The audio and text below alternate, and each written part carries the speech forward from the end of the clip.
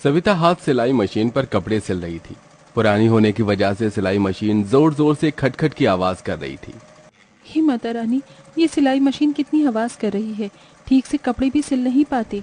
अरे शाम हो गई, मुझे तो ज्योति बाती भी करनी है। जल्दी से झाड़ू लगा लेती हूँ, इससे पहले कि सूरज डूबे। सविता जल्दी से पूरी झोपड़ी में झाड़ू लगाकर तख्त पर सजी हुई माँ दुर्गे की मूर्ति के पास ज्योति जलाती है। पूरा परिवार आरती में शामिल होता है। अम्बे तू है जगदम्बे काली, जय दुर्गे खप्पर वाली, तेरे ही गुण गाई भारती ओ मैया, हम सब उतारी तेरी आरती। जय माँ दुर्गे, जय माँ दुर्गे। माँ जी, बाबूजी, आरती लीजिए। जय माँ दुर्गा। तभी सविता की नन्ही सी 6 साल की बेटी वैष्णवी हाथ फैलाकर प्रसाद मांगती है। माँ प्रसाद दो ना मुझे। मेरी बिटिया रानी को प्रसाद चाहिए। अच्छा ये लो। ये का माँ बताची, तुम कभी माता रानी को मेवे मिठाई का भोग क्यों नहीं लगाती? पता है लोग मंदिर में माँ दुर्गे को महंगी महंगी मिठाई फल चढ़ाते हैं।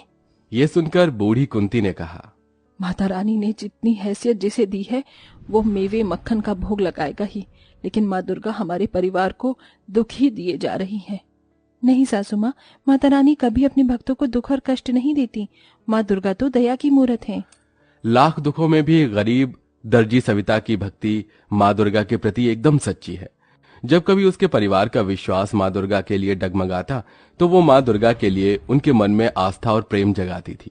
परिवार में बूढ़े सास ससुर, पति मुरली था। सविता दिन दिन भर दर्जी का काम करके कपड़े सिलती, जिससे कपड़े सिलकर भी मिली ज्यादातर कमाई के पैसे वो माँ की पूजा प्रसाद में लगा दिया करती। सविता बहू, अब रहने भी दे, बाकी कपड़े कल सी लेना। तेरा देह नहीं थकता क्या? ये सवेरे की लगी है कपड़े सिलने को। माँ जी आप सो जाइए, अभी मुरली भी नहीं आए, उन्हें खाना खिलाना है। तभी मुरली थका हारा काम से घर आता है। अजी आ गए आप? हाथ मुंह धो लीजिए, मैं खाना लगाती हूँ। ठीक है सविता। ये लो जी, सब्जी तो थी ही नहीं, चटनी पीसी है, रोटी बनाई है, खा लो। जो भी है बहुत है सविता, लाओ दो। बढ़िया बना है सविता चटनी रोटी। सुनो जी, मालिक ने पैसे दिए क्या? कल से नवरात्रि शुरू है, घर में कलश रखना है। नहीं सविता, मालिक ने 1 रुपया नहीं दिया।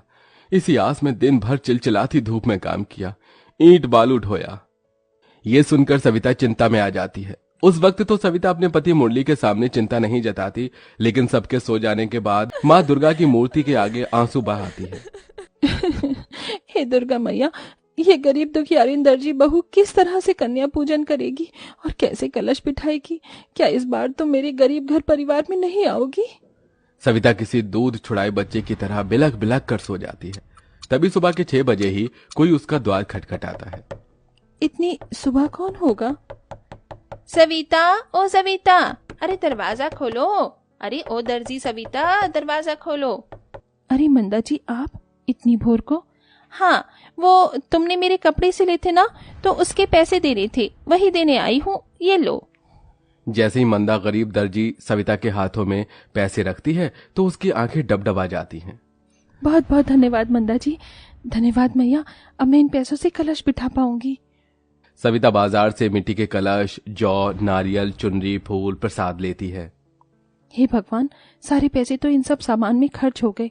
मैया जी की नई मूर्ति और जोड़ी के लिए पैसे बचे ही नहीं। सविता व्यथित मन से सामान लेकर घर चली आई, जहां पूरा परिवार निर्जला नवरात्रि व्रत किए था।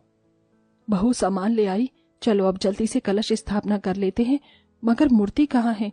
माँ जी पैसे नहीं बचे। सविता अपने आंगन की मिट्टी से माँ दुर्गे की मूर्ति बनाती है, जिसके बाद पूरा परिवार कलश स्थापना करके 9 दिनों का नवरात्रि व्रत आरंभ करता है। पैरों का लाचार बूढ़ा जगमोहन बरसते आंसुओं की बौछार से विनती करता है, हे मैया, इस नवरात्रि के 9 दिन तक हमारे परिवार पर दया कृपा करना माँ। मैया जी, इस नवरात्रि में मेरे परिवार की गरीबी दुख दरिद्रता दूर करना। हे माता रानी, इन नवरात्रि के 9 दिन मुझे अपने 9 रूपों के दर्शन दिखाना माँ, यही इस गरीब भक्त की इच्छा है। जहां पूरा परिवार सुख समृद्धि की कामना करता है तो वहीं गरीब दर्जी सविता 9 देवी के दर्शन की इच्छा मांगती है और इसके बाद ही वो भूखे प्यासे कपड़े सिलने में लग जाती है। देखते देखते शाम ढल जाती है और व्रत तोड़ने का समय हो जाता है। माँ, शाम हो गई, आप जल्दी से हमारे लिए कुछ बना दो ना। कब तक अपनी अच्छी होगी? तुम्हें भूख नहीं लगी का? बस बना रही हूँ बिटिया। कपड़े सिलना छोड़कर सविता सिलाई मशीन से उठकर रसोई में आती है और राशन के खाली पड़ी डिब्बे को देखकर दुख में आ जाती है। हे माता रानी, घर में तो जरा सा भी कुछ नहीं है। मेरा तो नवरात्रि व्रत जैसे तैसे कट जाएगा, लेकिन माँ जी बाबूजी बूढ़े हो चले हैं, उन्हें खाने के लिए कुछ तो देना ही चाहिए। जरा सा आटा पड़ा है, इसी का हलवा बना देती हूँ। सविता जल्दी से थोड़े आटे से ही हलवा बनाकर भोग लगाने के बाद अपने सास ससुर बेटी और पति को परोस देती है। ये लीजिए माँ जी बाबूजी, ज्यादा कुछ बनने को था ही नहीं, हलवा बनाया है, खा लीजिए। अरे सविता, तुम भी तो खा लो। नहीं जी, आप सब खाइए, जरा सा तो है हलवा। लेकिन गरीब ससुराल वाले दिलदारी दिखाकर अपने अपने हलवे में से थोड़ा थोड़ा बचाकर गरीब दर्जी बहू को भी दे देती है। जैसी निवाला सविता खाने वाली होती है तभी द्वार पर 5-6 साल की 2 छोटी बच्ची खाना मांगती आ जाती हैं। कोई है घर में? माता रानी के नाम से हमें कुछ खाने को दे दो, कुछ खिला दो मैया। अरे जरा देखो तो इन बच्चियों का चेहरा भूख से कैसे मुरझा गया है। ये कहकर सविता अपने हिस्से का हलवा उन्हें दे देती है। दोनों बच्ची हलवा खाकर चली जाती हैं और सविता भूखे प्यासे ही माता के भजन करती हुई कपड़े सिलने लगती है। हे नाम रे सबसे बड़ा तेरा नाम, ओ शेरों वाली ऊंचे महलों वाली, बिगड़ी बना दे मेरी आज रात रे। हे बस माता रानी, मेरे परिवार पर दया रखना। मैं खाऊं चाहे ना खाऊं, मेरा परिवार इस नवरात्रि में भूखे ना रहने पाए। हम पूरी श्रद्धा भक्ति से आपकी नवरात्रि कर पाएं। इसी तरह से दिन गुजरते हैं और हर दिन उस गरीब दर्जी बहू के दरवाजे पर कोई ना कोई छोटी बच्ची आकर खाना मांगती। सविता 9 दिनों तक कभी माँ की मूर्ति के आगे बताशे का भोग लगाई, कभी पूरी चढ़ाती तो कभी कुछ फल। ये उसे गरीब दर्जी की भक्ति ही होती है जो नवरात्रि के 9 दिनों तक उसके घर का दिया बिना बुझे जलता ही जाता है। 9 दिनों तक कष्ट और कठिनाई उठाकर वो भूखे प्यासे व्रत में ही कपड़े तो सिलती है, लेकिन उसे कोई पैसे नहीं देता और 9वां दिन भी आ जाता है।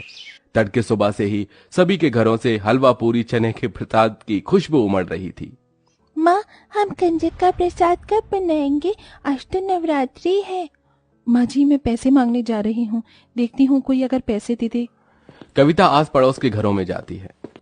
नमस्ते कामिनी जी, आज कंजक है, मुझे कंजक बिठाना है, हाथ में 1 रुपए भी नहीं। सिलाई के पैसे दे देती तो। अरे दे दूंगी भाई, मैं तेरे पैसे लेकर भाग थोड़ी रही हूँ, अभी तो जा। हर जगह से सविता को निराशा ही मिलती है। वो टूटा दिल लिए घर आती है जहां ढेर सारा घी, आटा, सूजी, चीनी, मावा सब था और जगमोहन और कुंती कंजक का प्रसाद बना रहे थे। माँ जी, ये सब सामान कौन लाया? अरे बहू, तुमने ही तो ये सारा सामान भिजवाया है। 9 लड़कियों से थाली भी तैयार है। इतने में 9 छोटी बच्ची कंजक खाने अंदर आती हैं। उनके चेहरे पर एक अलग ही चमक थी, जैसे साक्षात 9 देवियां उस गरीब परिवार में आई हों। जगमोहन फटाफट से फटी चिटी चटाई बिछाता है और कुंती उनके पांव धोती है, तभी उनके पैरों से फूल झड़ने लगते हैं। ये माता रानी क्या चमत्कार है, कन्याओं के पांव से फूल झड़ रहे हैं। कुंती सोचने लगती है, तभी एक कन्या ने कहा, मैया जल्दी से हमें प्रसाद खिला दो, हम भूखी हैं। हाँ, बहुत भूख लगी है। बस लाई बच्चियों। सविता 9 कन्याओं को प्रसाद परोसती है। वो सब खाना शुरू करती हैं। प्रसाद बहुत ही स्वादिष्ट बनाया है, थोड़ा हलवा और दोगी? हाँ, मुझे भी चने चाहिए और मुझे खीर चाहिए। हाँ, देती हूँ। कंजक खाने के बाद एकदम से देखते देखते 9 कन्या 9 देवियों का रूप ले लेती हैं। लाल जोड़ा, लाल बिंदी, लाल चुनरी में वो माँ दुर्गे सी दिख रही थी।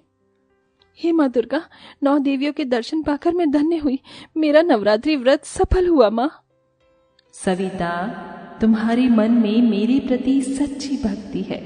अब तक मैं तुम्हारी परीक्षा ले रही थी, पर अब से तुम मेरी परम भक्त हो और मैं तुम्हारे सारे दुख दूर करने आई हूँ। ये कहते हुए दुर्गा माता के हाथों से ढेर सारे सोने, हीरे, जवाहरात बरसने लगते हैं और उस गरीब परिवार का घर रत्नों से भर जाता है, जिसके साथ 9 देवियां गायब हो जाती हैं। इस तरह माँ दुर्गा अपने दर्शन से एक गरीब परिवार के जीवन को खुशियों से भरकर जाती हैं।